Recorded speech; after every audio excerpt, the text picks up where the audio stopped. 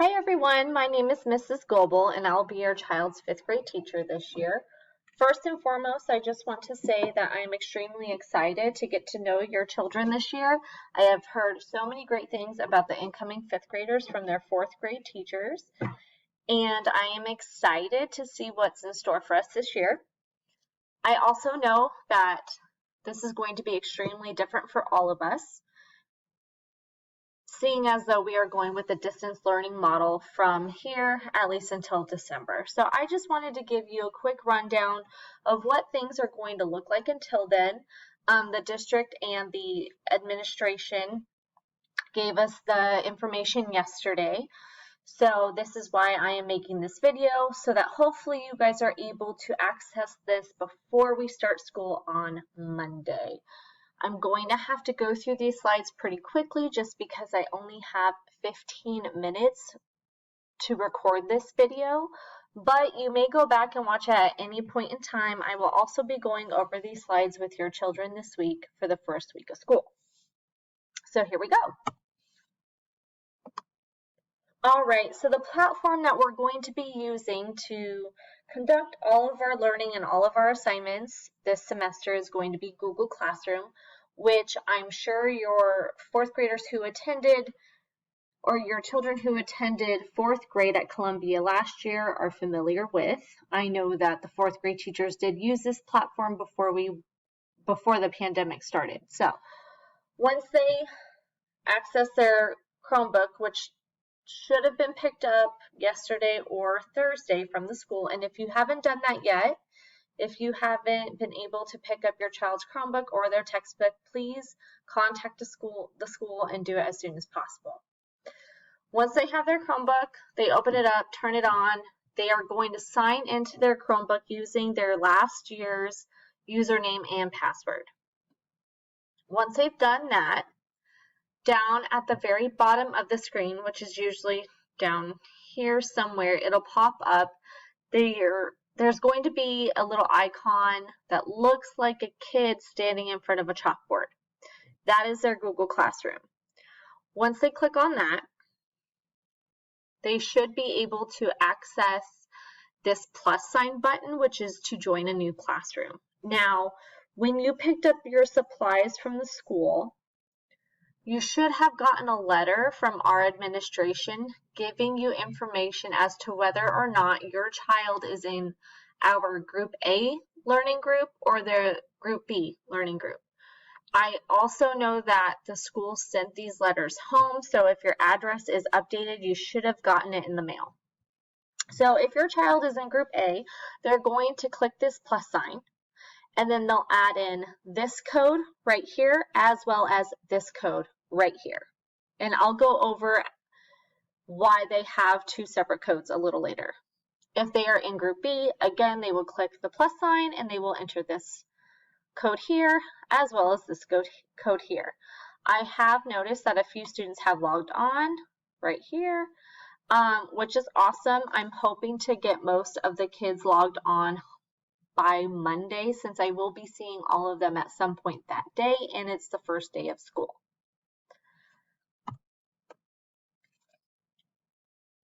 Google Classroom is where I will be posting all of the students' assignments, their grades, and any chats or announcements that I have to put out. Once they are signed in to their Google Classroom and they added their group, they'll double click on it and this should pop up here, whether they're in Group A or in Group B.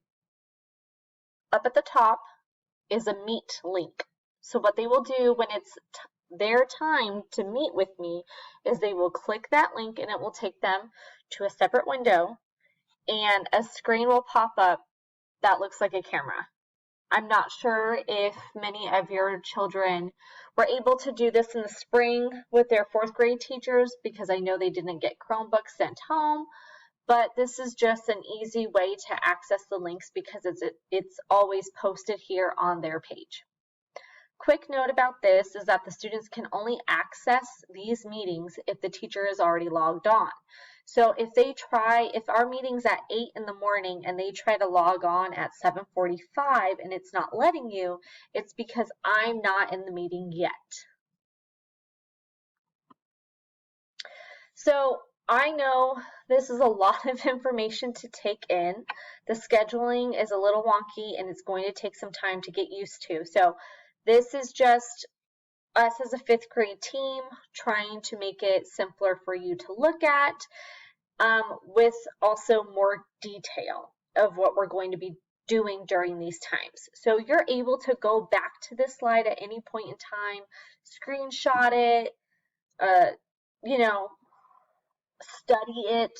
This is what your child's schedule is going to be like until December. So on Mondays and Tuesdays, I'm primarily meeting with Group A. At the very end of the day at 2:30, I will be meeting with Group B. Right now on Wednesdays, I will be meeting with both groups, and I will give you more information on that later. Later in the semester, we will be forming a group called Group D. That group will be our intervention tutoring group. Okay, so while I'm meeting with Group A, Group B is doing independent practice, and while I'm meeting with Group B, Group A is doing independent practice. And again, we will go through this in more detail later. This is Group B's schedule. I'll leave it up here for a little bit so that you can take a look, pause, take a picture of it, whatever you need to do. Again, Mondays and Tuesdays, I will see Group B at 2:25. The rest of the day, they'll be doing any independent work that I'm assigning. I will be seeing them on Wednesdays and then primarily from 8 to 2 on Thursdays and Fridays. Please, please, please, if you have any questions or concerns, or if you just want to go over these schedules in more detail, please reach out to me and I will set aside time to do that with you. Now I'm going to go through the next couple of slides. I will be talking about these topics with your students this week, seeing as though it's the first week of school. You are more than welcome to go through this at your leisure. I'm not going to go through every bullet point, just kind of a condensed version. Attendance. So attendance is going to work a little bit differently, obviously, because we are not seeing your child in person. So when they log on for the day, whether it's at 8 in the morning, if it's after lunch at 11:45, or if it's at the end of the day at 2:25, I will be taking attendance multiple times a day. I will be taking it in the morning when they log on, and I will also be taking it after lunch, just because we have a longer lunch period this semester, which is 75 minutes. The district and site administration have told us that whether or not your child is present on camera, we are taking attendance by that and their participation. Meaning, if your child is participating in our conversations, whether it's verbally or whether they're adding the conversation to the chat, they will be marked as an engaged learner, which means they are present for the day. Now, if your child is logged on to the meeting, but I cannot see their face and they are not participating verbally or through the chat, they will be marked as unengaged, meaning they are not present for the day, which will in turn count as an absence for the day. Now, if your child, they're a reader and they're participating primarily in our language arts time, but not so much in our math time, I'm not going to count that against them. But if your child does not say a word throughout the entire day and I cannot see them on the screen in front of me, they will be marked as unengaged and therefore absent. If you have any more questions about this, I would highly recommend that you talk to our site administration so they can go through this more thoroughly with you. This is just the information that we got from them. Be on time. This is very important because I know that we are on screen with the children for an abundant amount of time throughout the day, but we do need to stick to these screen breaks. So if they're 20 minutes late for language arts, it's going to be very, very hard, close to impossible for me to get them caught up. So yes, be on time, beginning of the day, after the screen breaks, which you saw on the schedule, after lunch. Again, attendance will be taken twice a day. Supplies, just real quick on this subject, please make sure your child's Chromebook is charged every day. I would highly suggest just leaving it plugged in while they're working on it. Make sure it's in a safe place. And if possible, and I know this is difficult, make sure they have an area in the home to where they could focus and with limited distractions. That will be helpful to them and to the entire class that are on their meets. Participation, I kind of already went over this. They can participate verbally or they can just add to the conversation during our chat, and I will go over that more with them. Tone of voice, just because we're not in the classroom doesn't mean we can't exercise being kind to others. So again, I know this is going to be very frustrating. It's going to be a learning curve for all of us, but I will highly encourage your child to be calm and respectful and to talk clearly during this time. Quality work. We always encourage our students to do their best and to write incomplete sentences because that is a 5th grade standard.